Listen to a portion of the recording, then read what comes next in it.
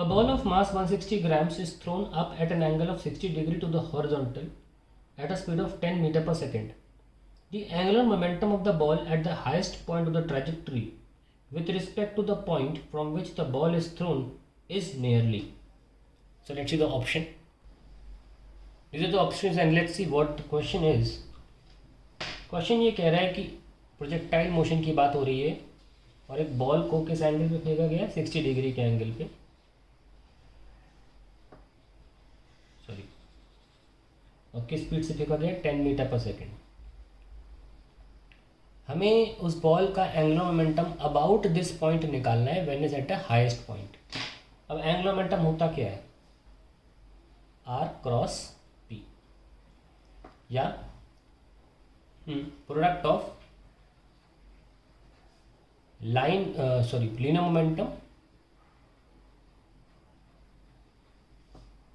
Momentum and perpendicular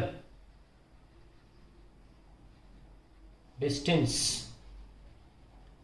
between line of action of linear momentum and point of observation. point of, ये बहुत important definition है क्योंकि आप यहाँ पर हैं, आप ऐसे भी निकाल सकते हो कि आपका मोमेंटम ऐसे है और जो आपका यहाँ से डिस्टेंस लिया जाएगा वो ऐसे लिया जाएगा, वो ऐसे, ये P है और ये R है. So you can write R, जैसे मैंने लिखा R क्रॉस P, एंड ये R और उनके बीच में एंगल मान लीजिए अल्फ़ा है, तो you can write R P sine alpha, यानी कि RMV साइन अल्फ़ा, ये भी कर सकते हैं आप. फिर आपको क्या करना पड़ेगा, इसमें प्रॉब्लम आएगी कि आपको ये हाइट निकालनी पड़ेगी, ये बेस निकालना पड़ेगा और फिर आप पाइथागोरस से ये डिस्टेंस निकालोगे, निकल जाएगा, कोई इशू नहीं है. उसमें आप R की जगह पर रख दोगे. मास ऑलरेडी गिवन है 0.16 kg, वेलोसिटी ऑलरेडी गिवन है और साइन अल्फ़ा भी निकल जाएगा क्योंकि अगर आपने हाइट निकाल ली और ये R/2 ले लिया तो ये एंगल और ये एंगल कॉरस्पॉन्डिंग है और दोनों ही चीज़ें निकाली जा सकती हैं क्योंकि सब कुछ गिवन है हाइट और R निकालने के लिए. इसमें कैलकुलेशन बहुत हो जाएगी, इसीलिए डेफिनेशन मैंने ये लिखी है. जब ये ज़रूरत पड़े तो ऐसे कर लिया. तो डेफिनेशन क्या कहती है, डेफिनेशन कहती है कि लाइन ऑफ एक्शन जो कि ये है मोमेंटम, यानी कि P का मल्टीप्लाई करना है लाइन ऑफ एक्शन और पॉइंट ऑफ ऑब्जर्वेशन के बीच की दूरी, यानी कि हाइट से आप सिंपली P को मल्टीप्लाई कर दीजिए, आपका आंसर आ गया. ठीक है ना. So it is simply you can write R, ये H into P, that is the end of the question. तो आपको ये सब करना नहीं पड़ा, वो करेंगे तो भी सेम आंसर आएगा. ठीक है.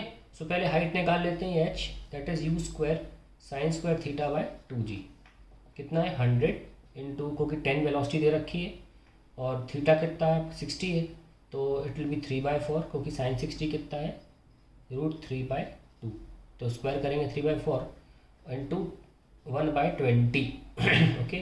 सो 300/80 आ रहा है, या फिर आप इसको 5 से कर दीजिए, यू विल गेट 15/4, 3.75 आ गया. हाइट तो निकल आई और मोमेंटम क्या आ रहा है आपका, मोमेंटम आ रहा है मास किस 0.16 into velocity is 10, that is 1.6. Okay. So now you can simply multiply the two and get the answer, that is L is equals to 3.75 into 1.6. Solve कर लेते हैं इसको, कितना आ रहा है, करीब करीब 3.75 into 1.6.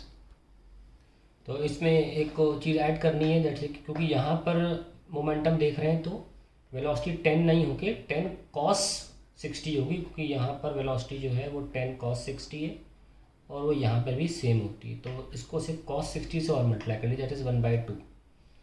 So it will be 0.8. Now you will get the correct answer. ध्यान रखिएगा कि यहाँ पर जो वेलोसिटी है वो U cos 60 है और so your momentum will actually be 0.16 into 10 into cos 60. तो 3.75 इंटू 0.8 करेंगे तो कितना आएगा, कर लीजिए 3, या इसको 15/4 ही लिख लो, into 0.8. So it will be 0.2 and you will get 3. So 3 is the correct answer to the question.